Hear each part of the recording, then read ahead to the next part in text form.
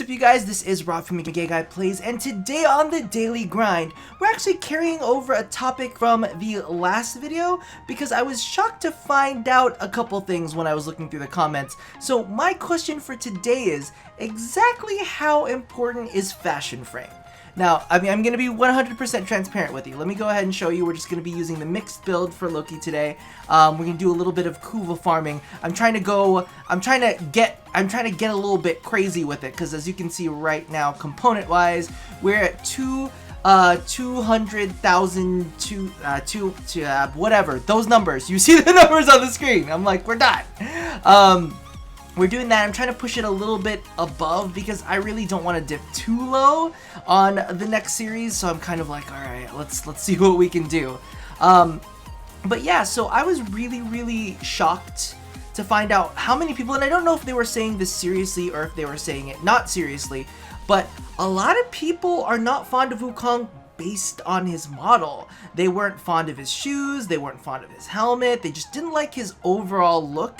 They didn't feel that he was really all that cool to look at, which, I mean, I don't necessarily agree, but I don't necessarily disagree. Like, I don't find him to be the coolest looking frame ever. However, at the same time, I don't necessarily think he's the ugliest frame ever, you know? And I was just kind of shocked to see how many people claimed, okay, I'm gonna say claimed, because I don't know for 100% sure how serious they were with this, that they were not fond, you know, that they didn't play Hydroid, mainly because of the fact that he is not super attractive. So my question is, how important is fashion frame to you guys when it comes to choosing a frame? Have you ever played a frame that you dislike? Oh, no. Have you ever avoided a frame simply because you did not like the way they looked, even though you like their mechanics? So that's one of the big ones. Is like, are there any frames that you're like, oh, that seems really cool, but they don't fit me, so I don't really play them? That's something I'm curious of. And are there any frames that you play that you don't necessarily like their mechanics that much, but you just think that they look so cool that you just have to play them because they're just so amazing, you know? And I was actually thinking about it. I was actually going through the list of Warframes that I wasn't super fond of in my head, and I am not the fondest of Rhino, but I like Neja, and their mechanics are fairly similar. I'm not going to say that they're exactly similar, because they're not exactly similar, but you know, they kind of mimic the same themes. You know, you can shield yourself, you can kind of hold up enemies, yada yada yada, and so on and so forth. Which actually, just another thought popped in my head because of that, but we'll talk about that in a second. I prefer Neja to Rhino. However, I feel like maybe Rhino might be a little bit more mechanically, what's the word I want to say? I feel like mechanically Rhino is a little bit more sound to me.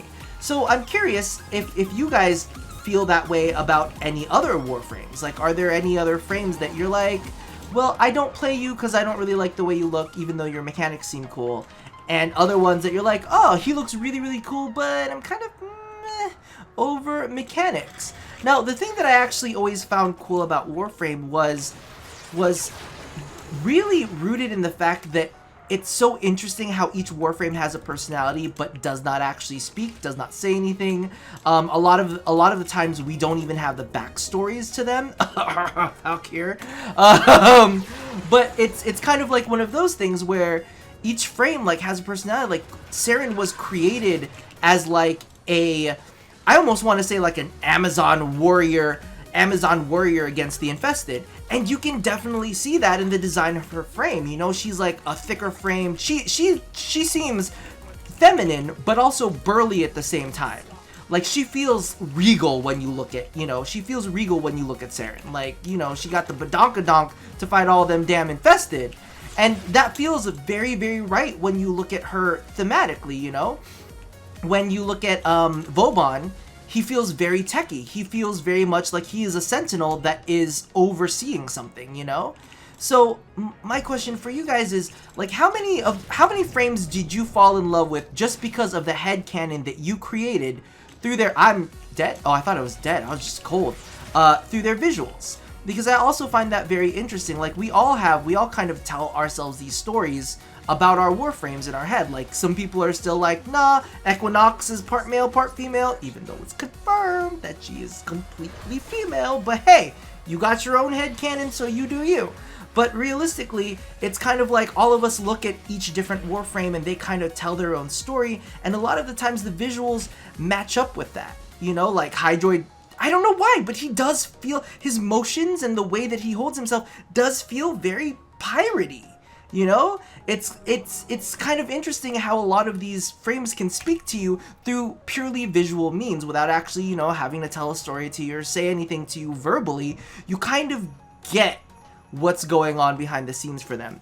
And I'll be honest, there are some frames that are a little bit weaker in story than others, but there are definitely certain frames that we just connect with so deeply, and their looks are definitely a part of that. So I'm wondering if that's just something that certain frames, that people connect with certain frames more than others, not just based on their mechanics, but based on their looks as well. And to be 100% honest with you, I always kind of laugh, you know, whenever we say, oh, fashion frames endgame, fashion frames endgame. When I say that, I don't necessarily know if I really mean that. But I kind of get the feeling that there are some people out there that are very much like, no, I mean that. I legitimately mean that. No, fashion frame is endgame.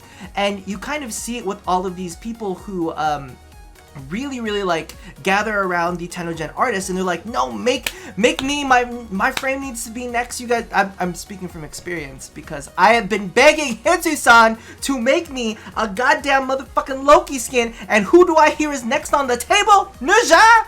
You can't give Loki some love? Please, I've been asking. I've been wishing.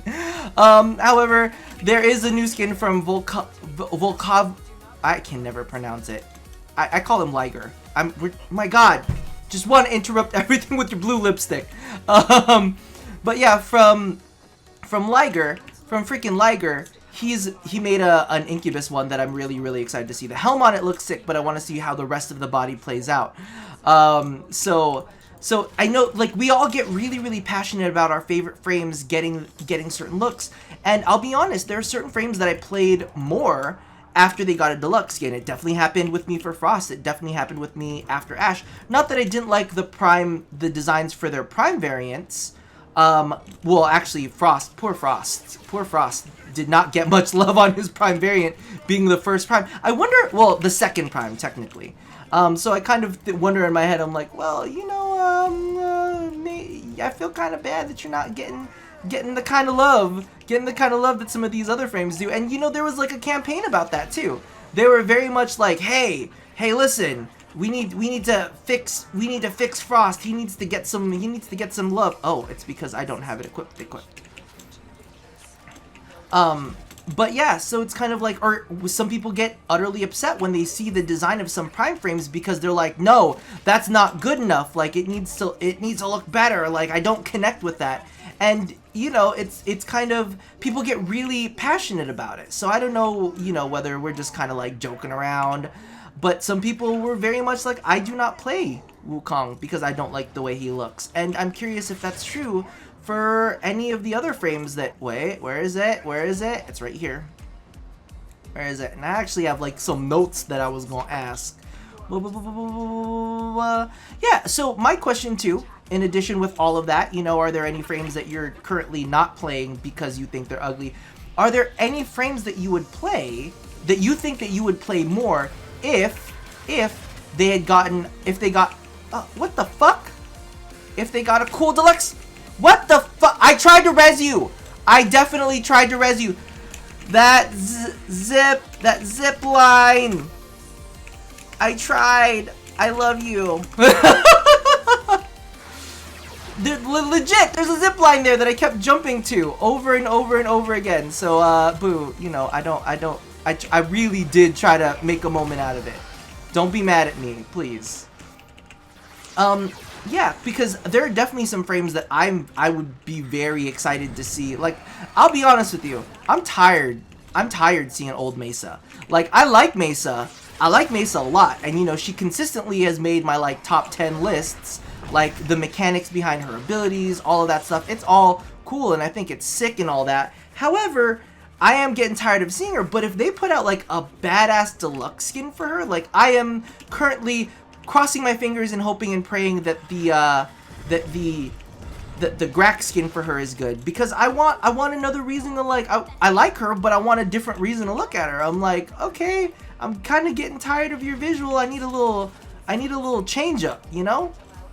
So yeah, let me know if you guys find any specific frames out there that you're like, you know what, I like you.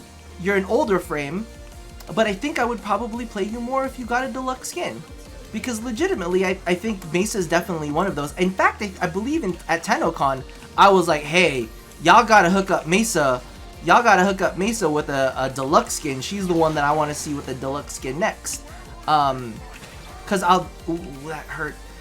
Because I definitely know that I would play, that after the Zephyr Hagamuro came out, I definitely played Zephyr a lot more after that, because she was looking a mess. She was looking a mess.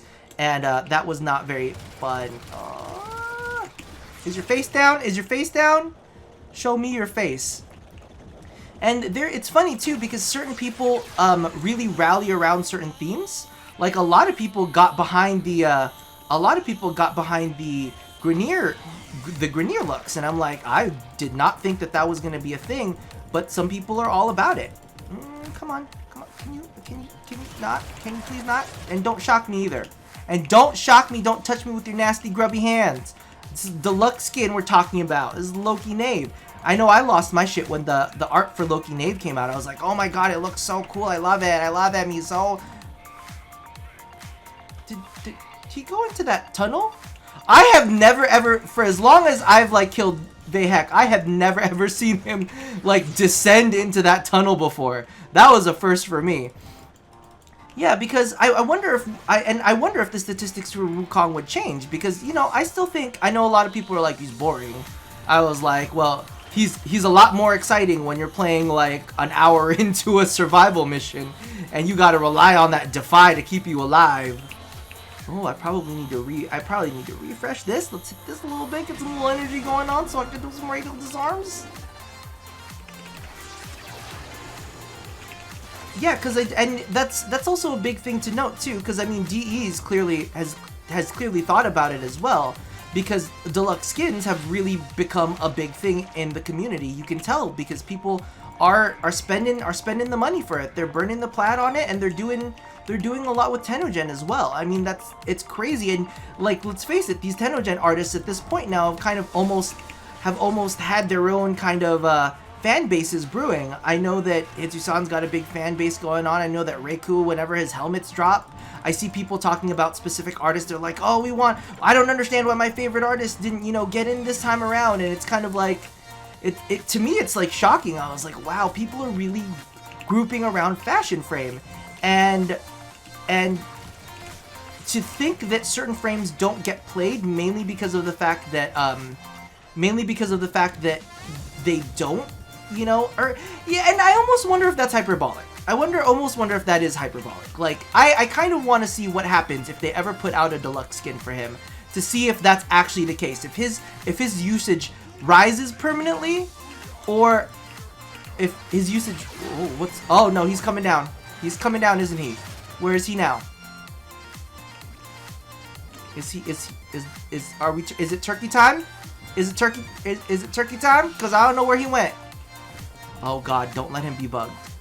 Do not let him be bugged. Can you not be bugged? The video ends now. This is the end of it. I'm gonna put you there. Maybe it'll attract some attention. No? Maybe we beat him. Maybe he just got scared. Maybe he just got scared and he's done. No? Nothing? Well, maybe that's where I'm gonna leave it, you guys. We'll have the mystery of the Vehek. Maybe that's just a complete and utter bug. So you guys let me know in the comments below how you guys feel. Unless he bursts in at the last motherfucking minute. I don't know what to tell you.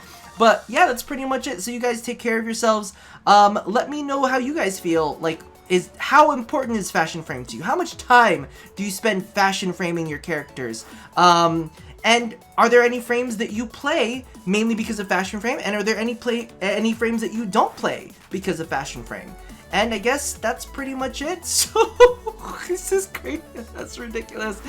But as always, love somebody, hurt nobody, and touch yo body. And keep on fashion framing. You know, stay drop dead gorgeous and shit. You guys take care. Bye-bye.